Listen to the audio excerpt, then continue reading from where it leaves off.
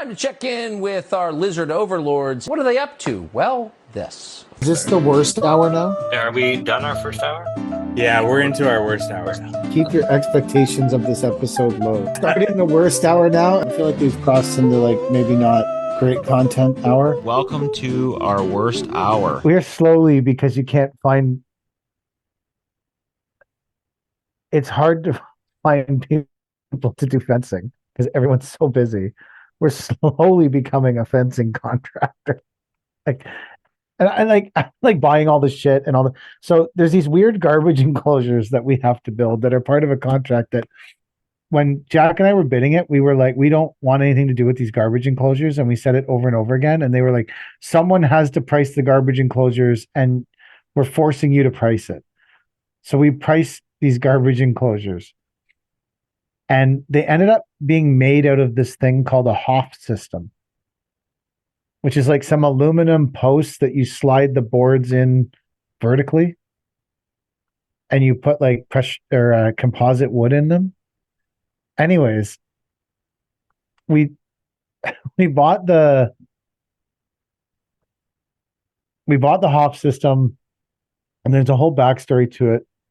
But in order to get the weird wood that was made in Delaware, that the architect insisted they had to be this color gray, insisted we bring up this wood that's only supplied by one person in Ontario, this composite material from Delaware, made in the US, even though we offered them, I think, 6 Canadian-made options to choose from. They were like, no, it needs to be this gray. These people can't successfully fight fires if their garbage enclosure isn't this shade of gray. You understand these people are rushing into buildings to save children, and they cannot be distracted because their garbage enclosure where they keep their recycling bins at the fire hall is a separate shade of gray. That can't happen. Cats will not be saved out of trees if this garbage enclosure is the wrong shade of gray. Do you understand what you're fucking with here? Can you even conceive of what you're asking to change the color of the garbage enclosure subtly to a Canadian-made product? No, that can't happen. You're destroying the firefighters' will to live and save other people. This garbage enclosure, this shade of gray, is everything to these people. They don't care about anything else. You're destroying a man's vision. Destroying a man's vision. We got married at the place where I destroyed a man's vision. We were there getting married. Hall. No, that's a different destruction of vision. That's not done yet. And we actually ordered the right wood. The point of this story was, with all my unreturned emails and unread emails and all the shit that goes on with my life, Chris found out that we were buying this NOFH system through a conversation I was having. He's like, I sell that stuff. You should have bought it from me. I said, well, how the fuck would I know you sell that? Yeah. Why would I think that you're selling some kind of weird composite barrier making system? He's like, we sent several emails about it this spring. I said, how long have we been friends? He said, I don't know, like 15 years. I said, and you're not aware that I barely read any emails? And if the email says new product at Arns, I can tell you 100% I'm not reading that email. That is not an email that even cusps my attention. There's emails that are unread that said, read immediately, in capital letters, about important jobs that we're doing. And I just flip by them and don't even fucking open them. Maybe I should start getting the Arts emails because we're going to buy from them. You should buy from them. Well, our unit, we have to get Holland Stone, and the price is fucking great. Actually. I'm on all those emails. Well, I supplemented this deal for you. Are you going to unload the stone yourself to save more money? yeah. I don't know why you needed to be in that email chain. Absolutely. What's even more crazy after the conversation I just had? I read all those emails. Somehow in my mind, you ordering stone from Arns was more important than emails about my own jobs where people are like, read this immediately. I was like, yeah, fuck that. I got to read about Chad buying these papers. Why wasn't I on those emails? We should add you to the I don't know, chain. Jack, but CK in those emails. I don't know. I don't I know. think because I was the one that made the deal Yeah. on the podcast last week. Are their prices on everything else that good? Yes. Maybe I should start getting shit in from Irons. I would tell you that you probably should. Hmm. You'd probably make more money. Yeah, but I slack on ordering shit. You have to you have to Oh, support your local dealer. yeah. Yeah. I had that discussion about with Nate's dad is an avid cigar smoker. And he was here for Father's Day. He lives in Calgary now, and he was back for Father's Day. So we were sitting in the backyard talking about cigars, and he was saying that, this is where you buy them most of the time. And he had like the online store that he deals with. He's like, but then you also need to go to Victory Cigar, which is where I always buy all the cigars I smoke in Oshawa, because you have to support the local shop because you need to have. But when you're buying big bulk, and I was like, yeah, the pricing is substantially better online, but I don't know if I smoke enough cigars to. I bought some cigars this week. Anyways, you need to do the same thing with your local supply yard. Well, I always like to shop local because I thought there was at least a level of return, right? Like Yeah. buy there, you pay your bills, they refer you. It's been fucking radio silence this year for referrals. So, where's great, we have this relationship where I'm buying material and paying my bills, but what does that mean? And he's gonna be your cottage neighbor. Yeah. Yeah. So, are you on a mission now to buy the cottage in between your other two cottages? Um, if the price is right. Then I'm you gonna could see how then you these, could bash down three cottages and build one huge obnoxious black box. Yeah. well, I think the revenue, like you can't just bash down all three because then your revenue stream stops, right? Mm. You still need money coming in. I don't want to landscape till I'm But if you own the ones on either side and you bought that middle one, that's the one you bash down and you build the obnoxious cottage because no one can complain because you own the other two cottages. that's the smallest one of them all. It would have Mm. to be a skinny box. A skinny long box. Yeah. Like in New Orleans, they have shotgun houses. Yeah. Do you know Same why they're thing. called shotgun houses? You could shoot a shotgun from the front to the back. You can kill everyone in the room with a single shotgun blast. Yeah.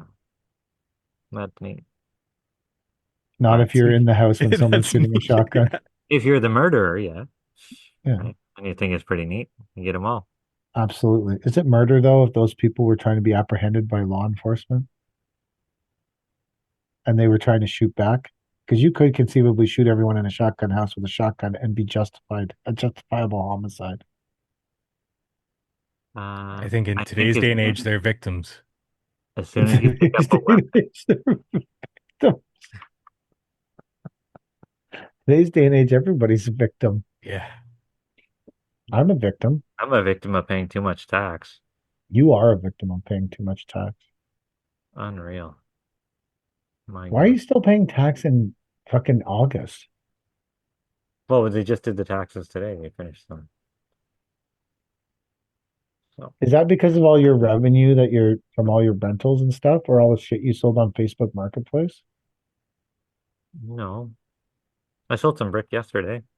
Some guy he hired a truck from Ottawa to come down.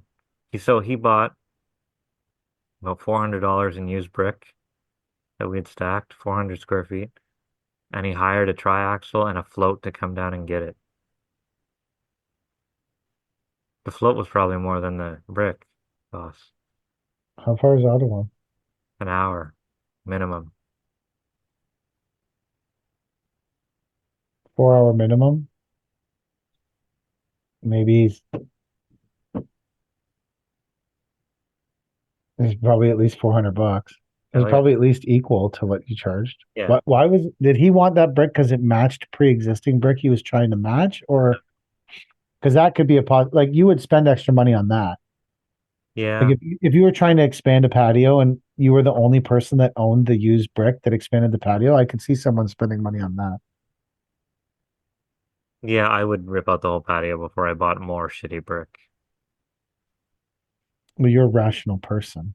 I don't I don't believe in compounding my mistakes. That's why instead of spending $10,000 on an ASV that was shit, I changed course and went to a different machine.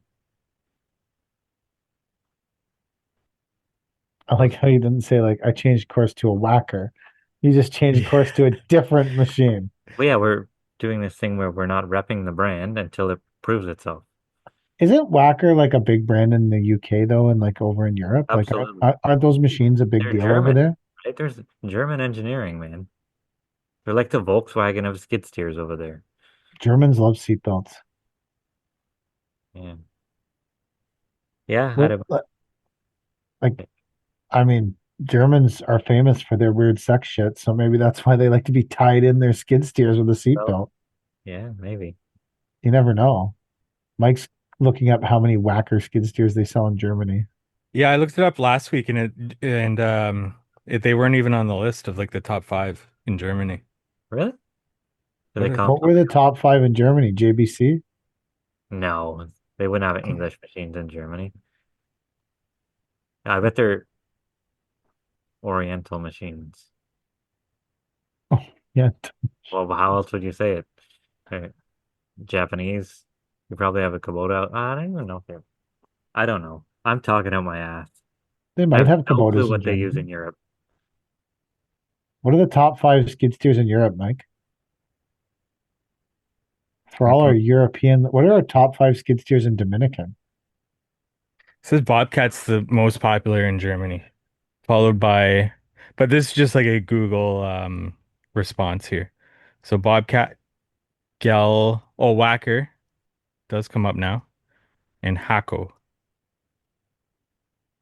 Hmm. That's in Germany. Oh, do you guys want to go through my list of questions that I got of people that wanted us Yeah, to talk about stuff? Sure. do that.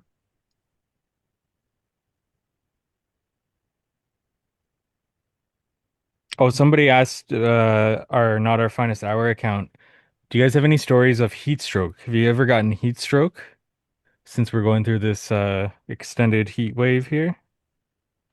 Um, Or people around you getting heat stroke? I've never had heat stroke or never had anybody that got heat stroke.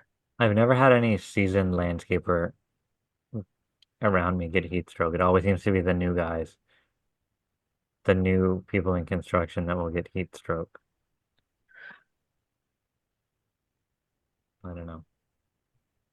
The guys that come. So I don't have I'm I'm confident I've probably had heat stroke, but it probably went unchecked like my diabetes. But I am confident I've probably had it. Oh, here's someone else with their Bobcat painted black. It's a old Bobcat wheel machine. And then yours is the next thing that came up. Hmm. Oh yeah, you just posted it, eh?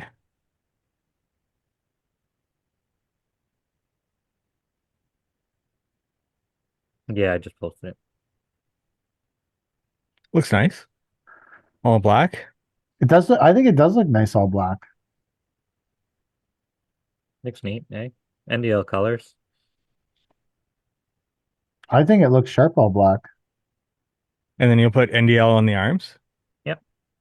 It can look Hey, to be nice. fair, this thing has a huge dealer network across the world. You know, like, Yeah. so you want me to go through these questions? Yeah. Yeah. Okay. Oh, so Cody asks how, so Cody's been doing load and go garbage bins, which we all know I don't do garbage bins, but this is a really great client who needs us to do this. So, and they're load and go, so there's no way that anyone can like fall into the garbage bin trying to rescue an old couch. And it's hauling away a deck, which obviously, we're 100% into that. So she says her question was, how gross are the Toronto garbage dumps? And I think they're probably totally disgusting. Like the new truck smelled like garbage today when she got back after driving it home on the highway. Yeah, I can imagine. It smelled bad. So I don't know, Mike, you're from Toronto. Do you have ever been to the Toronto fill sites? I've only been to one. I think it's in Etobicoke, Mm. but it was a mess. It was gross.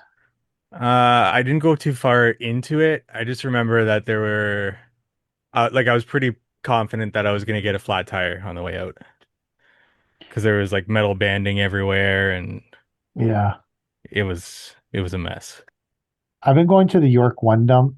That's because the the the garbage dump that everyone used for years randomly went out of business. Which I don't know how you fuck up a garbage. It's like fucking up a casino. Like only Donald Trump could fuck up a casino or a garbage dump to make money. Um. Anyways, there's a lot of rules there that I didn't know, and the guy who like I find that people that are in charge of fill sites are intense people or garbage dumps. Now this guy's got a stop sign and he's like, you got to have a hard hat and a vest. And he's like, almost, you got to pull into slot one. You got to pull in. I'm like, well, I got out. I said, well, bro, I've never been here before. I don't know the fucking rules. You tell me what I need to do in a calm and rational manner. I'm happy to do it. Like you're providing a service. I have to follow your rules. It's for everyone's safety. But like I dumped and I had the dump trailer and I had all this grit in it from that weird permeable job that we did. And the grid obviously wasn't coming out very well because it was catches on everything. It was that plastic drive grid shit. So I get it out and I was like, I don't want to stand around in this garbage and close the doors of the dump trailer. So I pulled ahead, put the dump trailer down, closed the doors, and the guy came in like freaked on me. Because he was like, man, you can't close the doors out there. Do you know what could happen? I'm like, yeah, the doors will close. And then I'll leave. Anyways, I think the dumps in Toronto are gross. Ready for the next question? Yeah. Yep. Why do so that was from Cody. This one is from Hamlin Landscaping. Why employees complain so freaking much?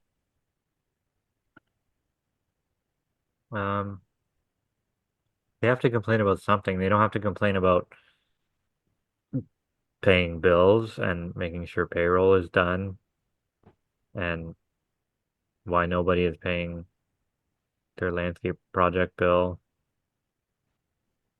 Everybody complains. They're just complaining at you, right? Complaining Yeah. moves upward. Yeah. You complain at the people above you. Most of my guys won't complain to me. They'll complain to each other. Uh, Then I'll get a whiff of it. But I don't think we have like obviously I think every business has complaining. I think that complaining also comes from a lack of openness from employees. Like if you're not open with them about what's going on, then that might bleed them into complaining. It's like our guys, I don't think they do, but they might complain about having to be away for 7 or 8 weeks for work. But on the flip side of that, they could be at home. So, being open and honest with them, saying we're taking this work because there's no work around here that you can do from the yard on and go home every night. So our choices are lay everyone off or go do this work. I think the complaining becomes a lot less because you're like, hey, now, do I think they still miss home and complain sometimes? Probably. Absolutely. I think it's tough to be away for 6 or 7 or 8 weeks straight. I think that's a hard ask, but I think it's also hard to be laid off and have no job and way to pay your bills. So But like they can be complaining about stuff that's completely not in your control, like the heat, right? mm, Then what are you supposed to do? You can't explain to them that, well, it's hot here, but at least you're not at home. They don't give a shit. They'd say, "Oh, I'd rather be at home," you know. yeah, So you can't explain your way out of that. It's just hot. It's summer. You're a landscaper, whether you like it or not. it's part of the gig. Part of the gig. It's part of the gig. Mike, what do your employees complain about? Nothing. It's been a great year so far. Skeleton suits? What's that? Do they complain about not having skeleton suits? Skeleton suits. Yeah, Oh, those. the exoskeleton. Well, maybe once I get one, he'll start complaining when it goes away. I don't know. What's that saying? Luxury once is a necessity. Yeah, luxury becomes a necessity. Now, I've never had a truck with leather seats or I've never had a vehicle with leather seats till I started driving this Dodge. And now, The new Kenworth. what? The new Kenworth doesn't have leather seats? No. What, the new bin truck? Yeah. No. We didn't order it, right? Oh, I thought they all like it's supposed to be a Kenworth or a Peterbilt. They're all supposed to come No. decked out. Christie's truck doesn't have leather seats. No? They have KW embroidered in them, Hmm. but we don't. Cody's truck might have leather seat. My truck did that blew up. Really debating putting a motor in that truck I need a heavy single again. just because I miss it. I thought you hated heavy single axles. It filled a void in our company. We need one back. Hmm. Did you sell them both? I only had one. Oh, okay. It was a Ford, right? Yeah. I would buy new this time, but I could really go for a heavy single hook lift, I think. Something we could put like a medium-sized water tank on. Just go out and water shit real quick. Hmm. G license, Yeah, hydraulic brakes. yeah. The guy who did the lift and relay pavers for us, Jay from Trillium, he just bought a heavy single Peterbilt with hydraulic brakes and a hook on it. And he got a can made that's got a roof on it that all the tools go in. So he just puts it Oh, down I on the like job that. site. Yeah. He was showing it to me today. It was a I like great that. idea. Really good idea. But the price on them, like for the price of an F750 compared to any big truck brand heavy single, it's like an extra 60 to 70K Probably, yeah. just going from a Ford to anything else. So it'd probably be a Ford. Next question. Abus Outdoors. Arbus Outdoors. Have you been fined 25,000 for going into the bush? No. I wouldn't walk around in the bush ever. I don't Why'd you even know do what that's in reference to. Oh, in the Maritimes, they've banned people from walking in the forest. And if you get caught walking in the forest, it's a 25 to $30,000 fine. There's Oh, okay. no I've seen some walking. reels on this. Yeah, Yeah, there's yeah. no walking in the forest anymore. I saw. And their argument is that so many people are fighting. Well, their first argument is people walking in the forest cause wildfires. Their second argument is there's so many people fighting wildfires that there's no one to come and save you if you break your leg in the forest. There's no resources. So the easiest thing to do is just tell people to stop going into the forest. And then the fine is $25,000 if you're caught in the forest. That's crazy.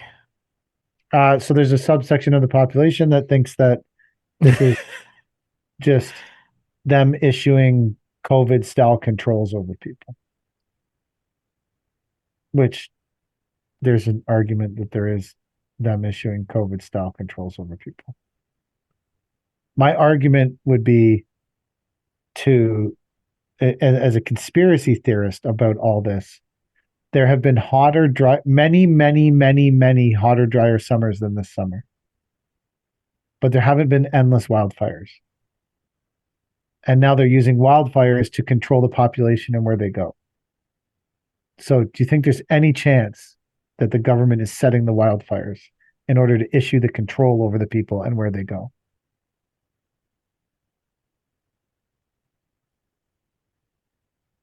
Lots of hotter, drier summers in history, not lots of wildfires. Never had to ban anyone before from going into the forest until the government got to lock people down from COVID. And now all of a sudden we're locking people down because of wildfires, which I'm not saying I believe that or not. I'm just saying there's an argument for it. If you have your own wooded property, are you allowed to walk on it? No, you're not. Doesn't matter who owns it. Unacceptable. You're not allowed in the woods. And no one is allowed in the woods in any They're your regard. woods. Can't go in them. No, doesn't matter. I watched the thing on it where they were like, yeah, it doesn't matter. No one is to go in the woods and under any circumstances, whether you own the land, it doesn't matter. You do not go into the woods. Or you're subjected to a $25,000 You fine. shouldn't have to pay taxes on your property. There's an argument that this is against the Constitution. And there's a guy who took it to court, but they threw it out of court because he hadn't actually been fined. So he went and walked in the woods and got the fine so he can take it to court because apparently it won't be upheld in court. Good, and it shouldn't be.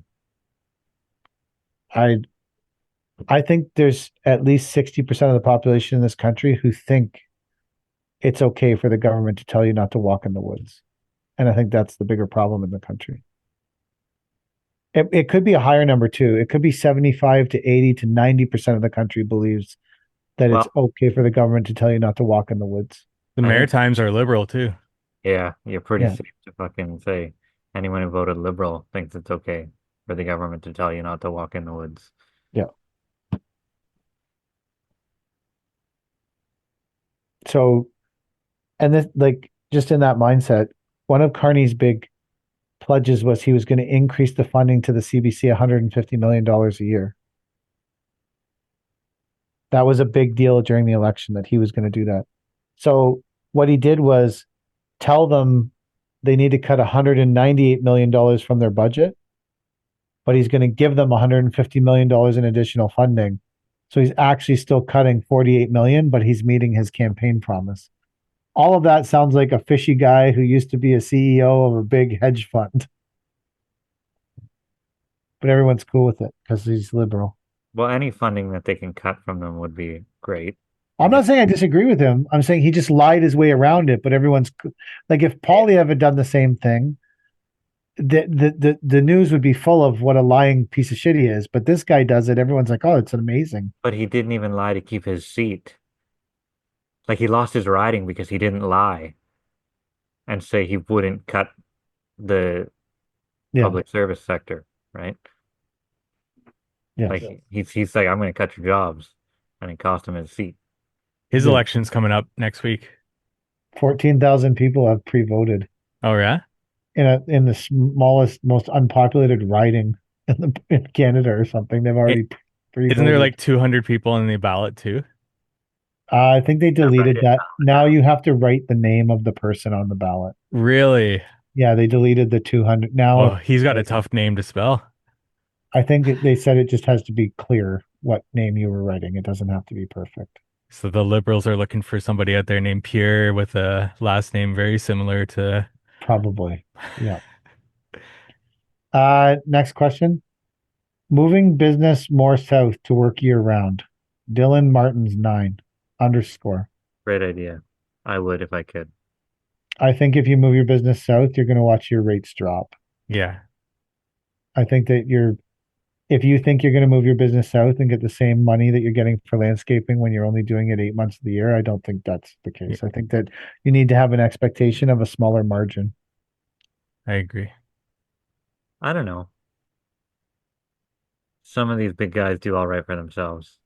I'm not saying you can't do all right for yourself. I'm saying you need to have a smaller margin and a bigger company to make the same money. We'd The have to further talk to some of our friends down south. the further south you go. Oh, I think I would rather work year round, like you said. I'd rather work year round for a smaller margin because I think working year round for a smaller margin also creates greater opportunity to perhaps find a bigger margin. Or diversify yourself to where you're filling up your slow times. You're not, you don't have a forced layoff that Yes. puts you in a corner where the only thing you can do is push snow or move snow, right? Yes. I agree. Final question, I think. Well, it says see all, but there's only 5 questions. So uh I don't understand this question 100%, but I'm going to read it as it is written. Turf Turf, Surf, and Stone says, in honor of Mulder, what's the biggest fraud you've been subjected to? What happened to Andy? Oh, you guys, I think it was 2 weeks ago, he sold a mower and he took credit card over the phone, and then the guy who he sold it to charged back the credit card. Yeah. They have any credit card charges, you have 21 days to rescind them or something. Yeah. Hmm. Hmm. The biggest fraud I've been subjected to is uh like at to current the completed fraud is $50,000 at the art gallery. We never got paid. Now we have a bigger lawsuit that's ongoing, so I can't say whether or not that one is going to be worse or better. But currently, we were 100% defrauded out of $50,000 that the company that we were doing the job for received and never gave to us. So, and then, so that's the biggest fraud I've been subjected to that's completed. Now, the other one could be a much larger fraud because that's $190,000, Hmm. but it's not completed. So I can't say that I've absolutely been subjected to that level of that fraud. I'm currently getting defrauded. I think we spent 25 grand on fucking lawyers, but 50,000 is my winner. How about you guys? Well, the government's taking $35,000 of my money. Fair, Tons of taxes, fair. not even accounting for the commercial side of things or the corporate side of things. I think that we're giving more than our share. Agreed. So what's the biggest fraud you've actually been subjected to? I don't know if we've ever been frauded. I have one of the guys in my town. He sold a skid steer, and they gave him a fake bank draft, Mm. and the bank accepted it or whatever, and then they came back like a week later, like, no, this is fake or something. Like, what the fuck? You accepted it. So there was like they weren't sure who was responsible. They were saying the bank was responsible. The bank's like, no way, it's not our fault. And anyway, the guy was gone with the machine. They ended up finding it or something months later. Bunch of So sandy. when we sold Kelly's pickup, Kelly went with the seller to the Yeah, purchaser. She went with the purchaser to the bank and watched the bank create the bank draft and sign it and give it to her. yeah. That's even doing that, they can still turn around and cancel the bank draft. You can't cancel. It's like cash. Yes, you can. You can cancel a bank draft. Because I asked the bank, and they're like, "Well, what happens if you lose the bank draft? You got to be able to cancel it." So my impression was there's no way to cancel. And whenever we've talked to the bank, a bank draft is cash. You lose it, it's gone. There's no way to cancel it. It's They said, been withdrawn from your account. That draft becomes cash, and if you lose that bank draft, it's done. It's not their problem. They told There's me no way to cancel it. can't cancel the wire, but you can cancel a bank draft. I don't know. We've only ever dealt with Royal on it, so and they've made it clear that it's cash when you So walk that's a out the good door. policy. That I like that. What? I wish that were the case. Maybe It, maybe I misunderstood, but I would it love is at that. it is at Royal Bank. It's the case. You walk out of the bank with a bank draft, that's cash. They are no longer in any way responsible. There's no way to cancel it. There's no way you need to give it to them and tell them to put it back into the account. I like Now, I that. don't know what bank you deal with that told you that that's not the case, but I've never heard of a bank that would cancel a bank draft. Hmm. Can you cancel a bank draft? Google says no. Yeah, Google says no. Kelly told me yes. Thanks a lot, Kelly from CIBC. Maybe Kelly doesn't understand what a bank draft is because she Well, was a she's done a bunch of bank drafts for me. yeah. Well, I can tell you that she doesn't know what she's talking about. It's fine with me as long as someone does. You can't rescind it. It's cash. Like, that's the thing about walking around with a bank draft is like you got to go from like you got to go from the time you receive it. You got to go directly to the bank. Yeah.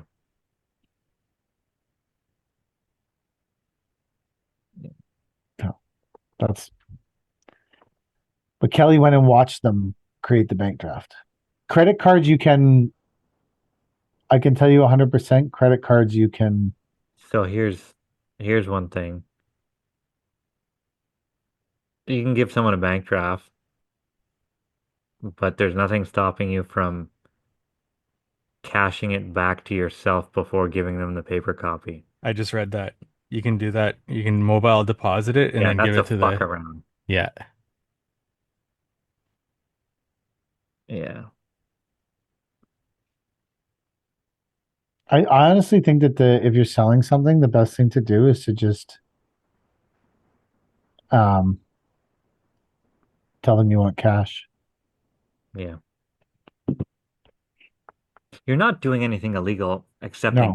cash, right? Like if you Yeah. have a bill of, it's when you don't make the bill of sale that something is fishy. You can take $5 million in cash and it can Yes. be fine. As Yep. long as there's a paper trail that says, yes, I got $5 million in cash. If you're selling something, that's yeah, There's probably. nothing wrong with that at all, unless you're trying to hide something. Hey, you can take cash, collect HST in cash. Like you can do everything in cash. Absolutely. Yeah. For whatever reason, I decided that I wanted a really expensive cell phone case. An How much is a OtterBox. really expensive No, cell phone this case? is this is a wood cell phone case, hand carved with custom inlaid seashells in a pattern. By an LGBTQ No, minority in no, I don't know where it came. I don't know where it came from, and Saudi Arabia. it's a Illuminati eye or the third eye. Anyways, I really like it. I when I bought it, I was like, an expensive cell phone case too is like $57. That's what my battery case costs. This one is MagSafe though, so it lets me because I switched how I hold my phone in the truck. I got a mag holder with a circle magnet thing, and then this case I can lie on my charger at night because my other case I had to have this like piece of metal on the back of it to stick it to the magnet, but then that piece of metal doesn't allow the chargers to work, Yeah. the whatever the wireless charging is, and I was just so fucking tired of it. I decided to get this MagSafe case. And then when I started looking at them, I was like, you know what? I'm going to get a really nice phone case for no reason. But a really nice phone case is still only like $57. So It's a write-off too. I bought it with my personal money so that I wouldn't get taxed $34,000. No, you could reduce your tax. Anything you do can reduce your tax, right? I wonder if they can tax my petrol points. Probably. I should have a boatload of points, Ventura points or whatever it is.